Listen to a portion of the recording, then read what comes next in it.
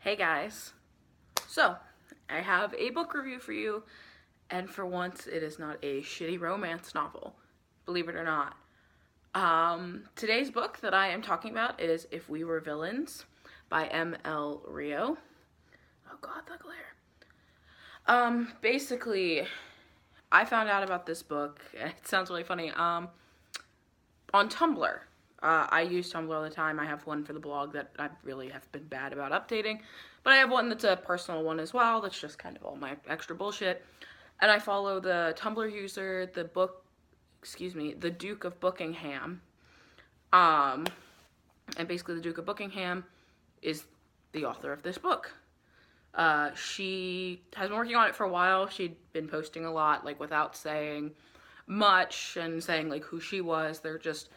It was just she would tag stuff with the Duke writes a book, basically. Finally, when it was getting published, she was like, all right, this is me, this is my stuff, this is my book. And when I read the description, I knew I had to read it. One of my favorite books is The Secret History by Donna Tartt. I love that book. If you haven't read The Secret History, it's basically a bunch of students studying classical Greek, and they all just spend all their time together with a professor, and they end up trying to do a bacchanal, and they murder their friend. And basically the book revolves around leading up to the point of the murder and then coping with it afterwards, basically, and like dealing with what they've done. If We Were Villains is very much like that, except with Shakespearean actors. Basically, they're all students at a classical conservatory, studying studying theater, but specifically they all study Shakespeare, and it's a close-knit group of friends. It's Alexander, James, Richard, Meredith, Wren, Philippa, / otherwise known as Pip, and Oliver. And they each kind of ultimately play roles, in the shows. Like, Richard is always the leading man. Oliver's always kind of like side characters. Wren is always usually boys. Meredith is always like the not villainous, but villainous, sexy type character. James, I believe, is always kind of I guess he's kind of usually the villain. I think he's the conniving one, basically, kind of like wolfy, skeevy looking one. I assume a la Tom Hiddleston, maybe. It seems like maybe it's what he looks like a little bit. But that type of thing, they all kind of play their similar parts, and they have since they started.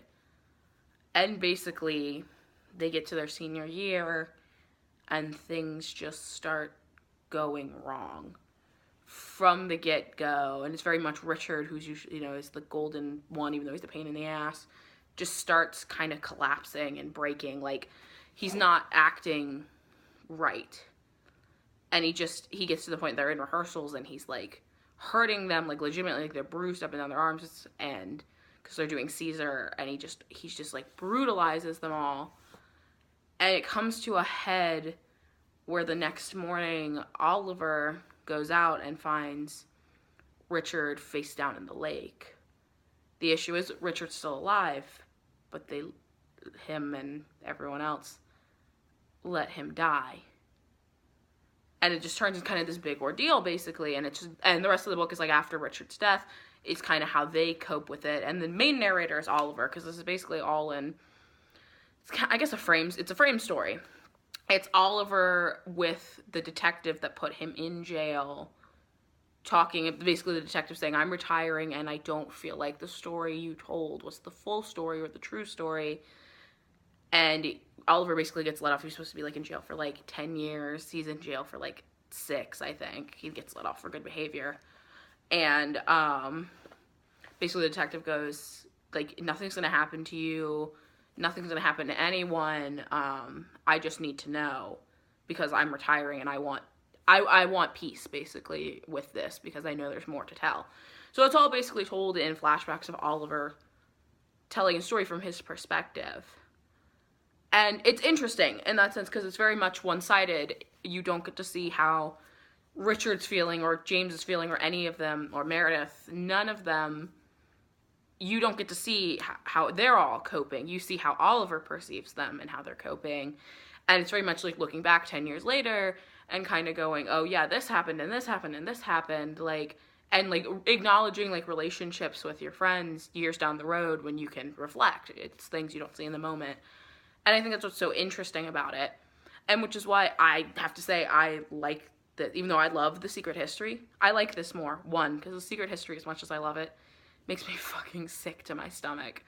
There's just so much, and so many of the characters in Secret History are just so grossly immoral, it's terrifying.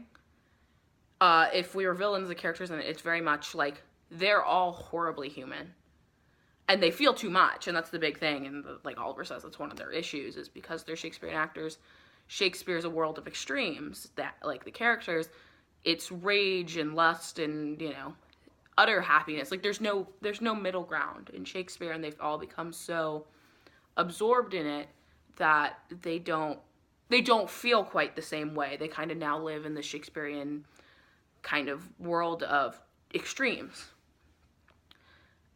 So they're all painfully human to a point. And so you very much, you're not disgusted by any of them because you recognize that any of them could have been the one to kill Richard. Because Richard basically, like, he's, like, bleeding out of his head. And you find out later, like, what happened, obviously. But, like, it was clear somebody attacked him and left him in the lake for dead. And it was like, while any of them could do it and have reason to do it, you all could see why they wouldn't. So, it's very sympathetic. Like, all the characters are very sympathetic, except for Richard. That was the thing. Richard was not sympathetic. At least to me. Maybe somebody would, because I've never been a person like Richard. But I don't sympathize with him, but obviously he gets killed off fairly early, so it's not a matter of sympathy anymore for him.